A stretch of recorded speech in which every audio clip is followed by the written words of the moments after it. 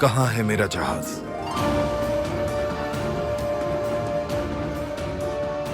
तुमने जहाज छुपा दिया है ना बाबा उरुज, और अब तुम ये करने के नताइज भुगतोगे।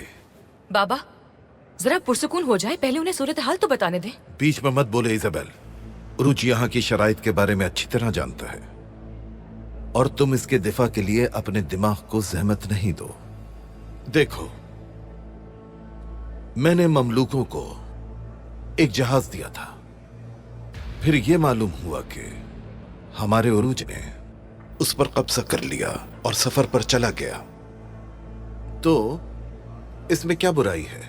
आखिरकार मैं भी एक ताजिर हूं, और मुझे जो सोना मिलता है उस पर किसकी मोहर लगी है, इससे मुझे कोई फर्क नहीं पड़ता। और मैंने ये भी कहा कि उरूज ऐसा नहीं करेगा, उसे तो हम बहुत अच्छी तरह जानते हैं। मगर ये क्या हुआ?